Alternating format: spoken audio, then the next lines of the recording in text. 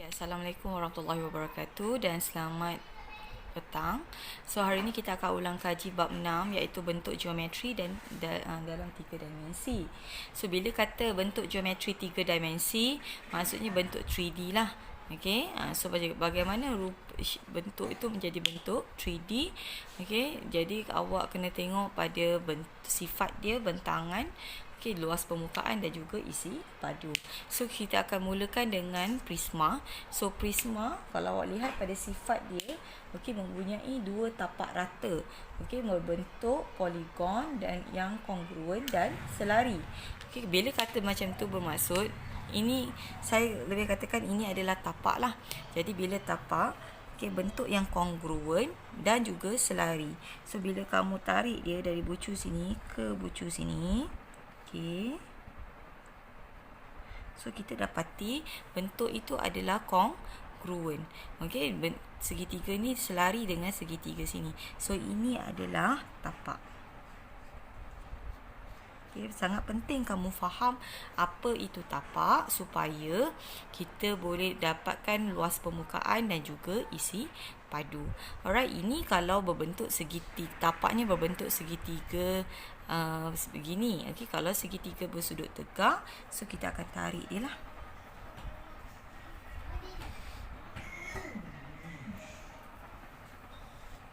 Okay, so ini adalah tapak yang berbentuk segitiga bersudut tegak. Jadi apa yang kamu kena buat, okay, untuk tahu ini adalah sifat dia mempunyai dua tapak yang rata berbentuk poligon yang kongruen dan selari, okay, dan permukaan rata dengan muka lainnya berbentuk segi empat.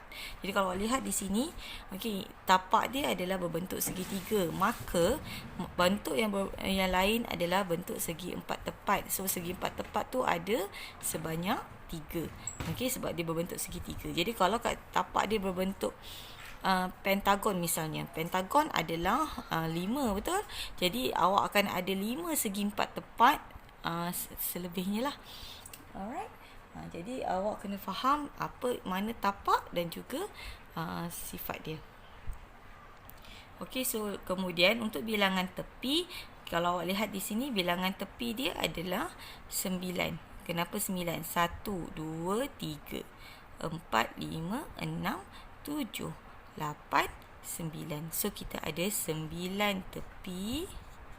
Okey, ada berapa bucu? 1, 2, 3. Okey, 1, 2, 3, 4, 5, 6. So ada 6 bucu. Okey, 6 bucu. Ada permukaan melengkung tak? Tak ada kan? Jadi dia ada 9, okey, dan permukaan rata. Kalau permukaan rata, okey, dia yang rata lah. 1, belakang 1, bawah 1, 3, tepi 2. So ada 5 permukaan rata. Alright. Okey. Okey, selepas kita dah tahu bagaimana sifat-sifat bagi prisma, kemudian kita akan keluarkan dia dalam bentuk bentangan.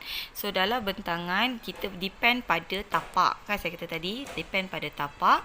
Jadi kalau awak lihat di situ, awak dapati bahawa ia mempunyai 3 bentuk segi empat tepat. So kalau saya letakkan nilai di situ, okey, let's say sini tinggi segitiga adalah 4, panjang dia adalah 10, garis condong adalah 5. Okey, garis di sini adalah 6. Jadi kita akan bantu kamu untuk kira luas. So untuk kira luas adalah berapa bilangan segitiga di situ. Kalau sini segitiga dia ada 2, so maka tapak, okey, 2 luas tapak dengan berapa bilangan segi 4 yang ada. Okey, jadi kita tengok. Tapi kalau awak lihat di sini, segi empat tepat tu tidak sama bagi setiap satu. Jadi kita lihat di situ. Alright. Okey, kalau kat sini awak lihat di sini adalah 6. Okey, garis condong di sini adalah 5. Jadi bila tinggi dia adalah 4. So bila tinggi dia 4, so tapak dia 6. 6. Okey, so kemudian tinggi kat sini adalah 10. Okey, so kat sini tadi saya kata ia adalah 5. Okey, garis condong ini adalah 5. So bila garis condong 5, maka sini juga adalah 5 lah. Logiknya sebab bila awak combinekan dia, okey, dia akan mengikut panjang segitiga condong tersebut. Okey, jadi macam mana nak cari adalah 2, okey, 2 segitiga ada 1/2. Kenapa 1/2? Luas segitiga kan. 1/2 darab dengan, okey, 4 tinggi, kemudian tapak 6 tambah dengan, okey, segitiga pertama. Okey, segitiga pertama 5 darab 10. Okey, kemudian segitiga kedua 6 darab 10. Segitiga ketiga, segi empat ketiga 5 darab 10. Okey, so awak jumlahkan ia dan awak akan dapat luas. Okey, so kamu akan dapat 50, 50, 100.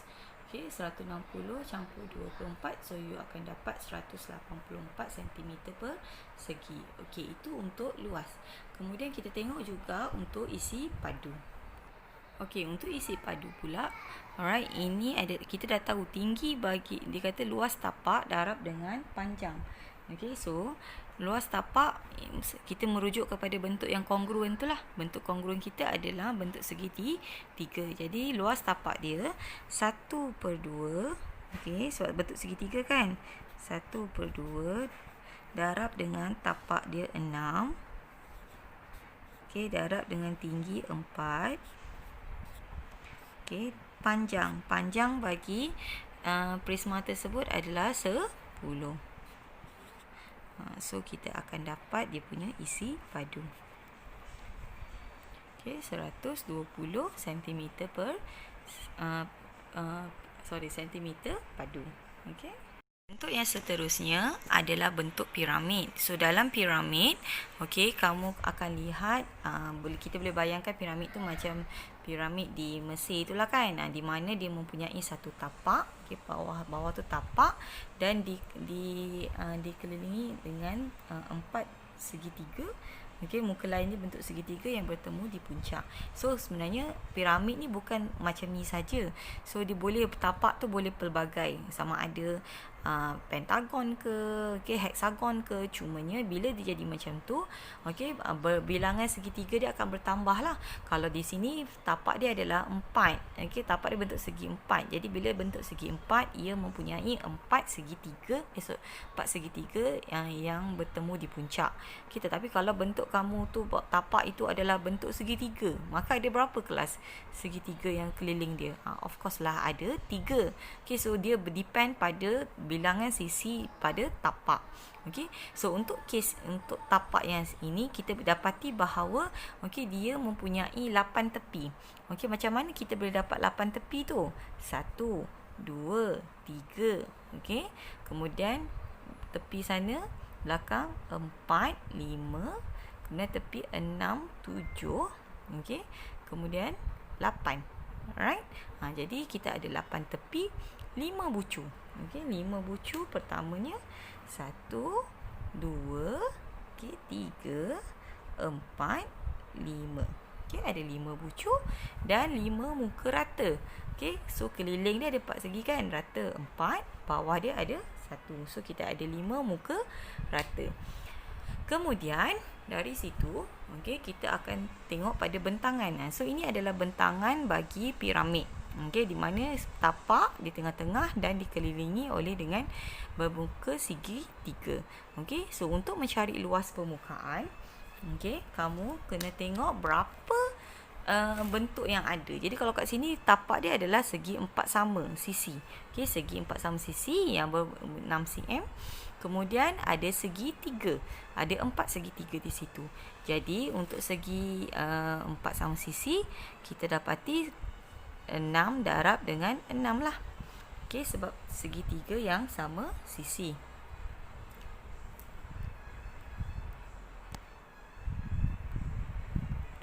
Okey, dan 4 segitiga. Jadi kalau untuk kes ini, disebabkan tapak dia berbentuk segi 4 sama sisi, okey, jadi dia mempunyai segitiga yang sama bagi setiap satu. Okey, jadi 4 segitiga yang sama. Jadi kita kata 4 darab dengan 1/2. Jangan lupa segitiga dia bermula 1/2. Okey, tapak dia adalah 6. Okey. Dan tinggi dia adalah 4. Ni kita bagilah kan. Jadi kita cari nilai dia. Kita akan dapat 84 cm persegi. Okey, itu untuk luas. Okey, sekarang ni kita nak mencari pada isi padu. Okey, dalam isi padu, formulanya adalah 1/3 kali luas tapak kali dengan tinggi. So, dalam mencari luas tapak tak ada masalah lah sebab kita dah tahu tapak dia adalah 6 darab 6. Masalah sekarang ni adalah kita kena mencari tinggi. Menggunakan teorem Pythagoras, okay, kalau awak lihat di sini dia berbentuk segi. Kalau awak cari ni adalah tinggi, okey. So, bawah ni akan jadi 3. Ujung ni akan jadi 4. Jadi saya pindahkan dalam rupa ini. So dalam ini kita dapati bahawa part tu adalah hipotenus. So nak dapatkan tinggi, okey, punca kuasa 4 kuasa 2, okey, punca kuasa 4 kuasa 2 tolak 3 kuasa 2. So kita akan dapat tinggi dia adalah 2.65. So saya dah keluarkan nilai tersebut. 1/3 kali 6 darab 6 kali 2.65.